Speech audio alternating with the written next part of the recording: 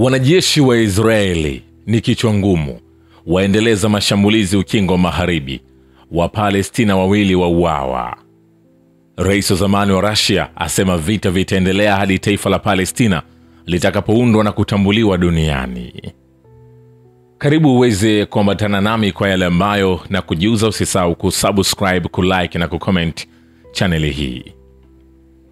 Jeshi la Israeli limewaua shahidi takriban wa Palestina 6 huko ukanda wa Gaza ndani ya saa 24 licha Tel Aviv hivi karibuni kufikia makubaliano kuhusu utekelezaji wa awamu ya kwanza ya mpango kusitisha vita.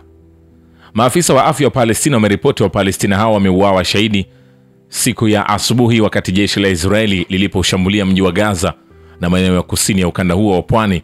Israeli imetekeleza mauaji haya dhidi ya Palestina ya kufikia makubaliano kusimamisha vita kati yake na harakati ya Hamas. Wapalestina 5 wameuawa katika kitongoji cha Shujaiya baada ya jeshi la Israeli kudai kuwa Wapalestina hao walivuka kile walichotaja kuwa ni mstari wa njano, eneo ambalo Israeli imetangaza kuondoka kama sehemu ya usitishaji vita. Jeshi la Israeli limewaua shahidi raia hao wa Palestina wakati wakikagua nyumba zao. Afisa wa afya wa Palestina ameeleza kuwa Mpalestina mwingine ameuawa shahidi na wanajeshi wa Israeli karibu na mji wa Al-Fuhar mashariki mwa Khan Yunis wakati wanajeshi wa Israeli walipolishambulia kundi la vijana wa Kipalestina.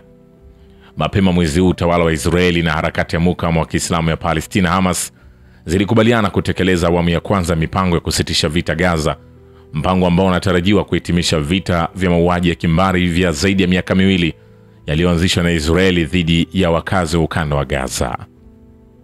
Wapalestina 68,000 wengi wao wakiwa wanawake na watoto wameuawa shahidi katika mauaji ya kimbari ya Israeli na washirika wake dhidi ya wakazi wa ukanda wa Gaza.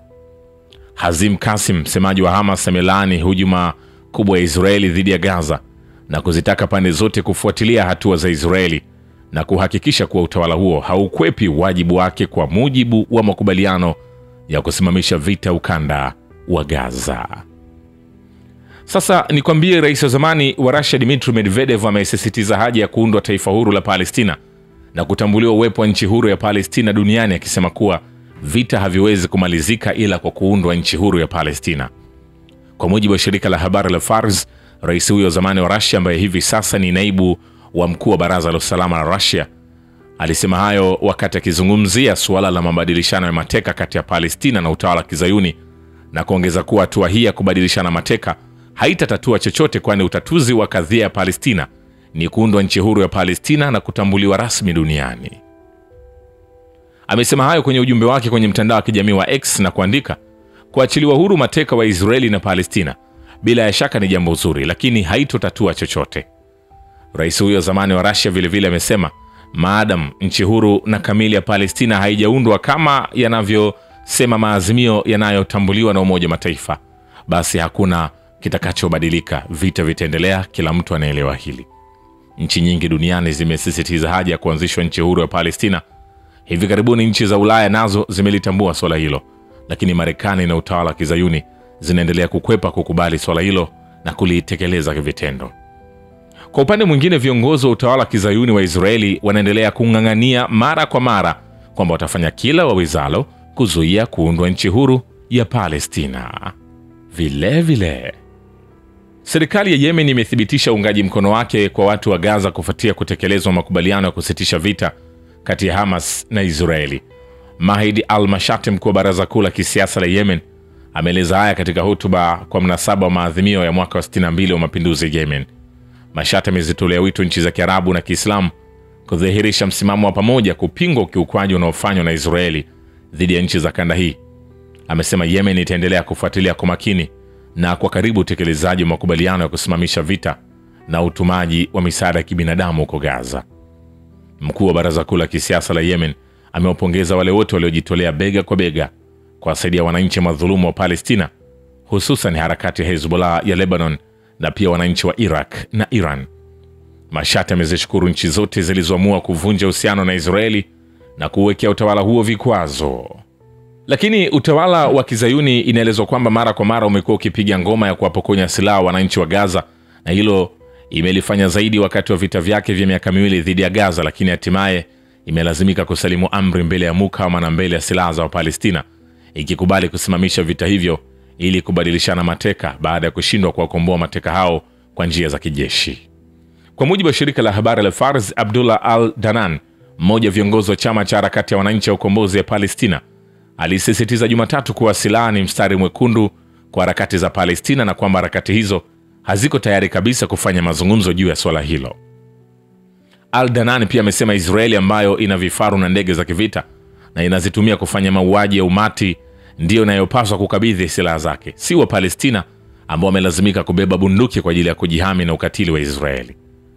Kuhusiana na makubaliano ya kubadilishana mateka na kusitisha vita Gaza, Al-Danan amesema mukawama wa Palestina umeonyesha unyumbulifu mkubwa kwenye makubaliano hayo, kwani unajali sana roho na maisha wa Palestina wakiwemo wa ukanda wa Gaza. Kabla ya hapo, Hamas nayo ilisema hivi karibuni kwamba suala la kupokonywa silaha makundi ya mukawama ya Palestina halipo kwenye meza mazungumzo ya kumalizwa vita vya Gaza. Vilevile harakati ya mapambano ya Kiislamu ya Palestina Hamas imesema kuwa bado ina msimamo wake ule ule wa kuhakikisha mateka wote wa Palestina walioko kwenye makucha ya utawala wa Kizayuni wanaachiliwa huru kutoka kwenye jela za kutisha za Israeli. Ni kwambia hivi, hatujamaliza.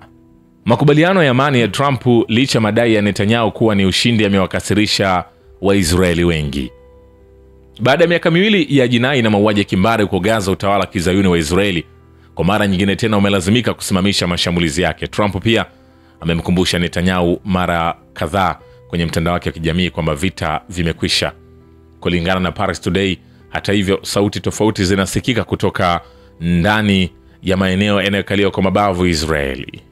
Wengi wamekerwa na usitishaji vita uliowekwa na wanaona kuwa ni ishara ya kushindwa.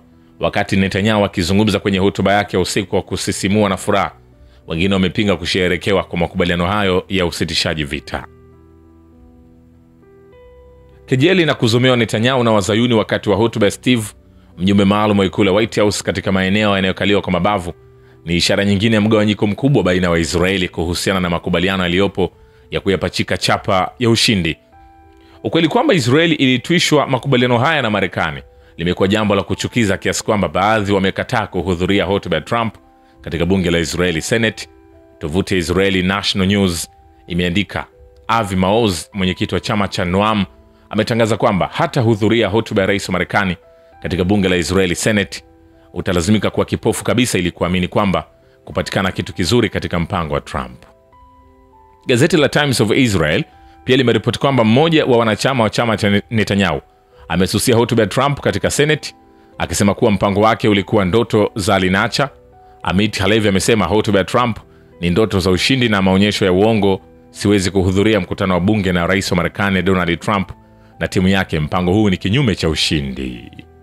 Shukrani kwa Babu Kivita na Historia Dunia. Mimi ni Richard Show, The Rich Voice. Ni follow Instagram na TikTok kama Rich Voice Official. Asante.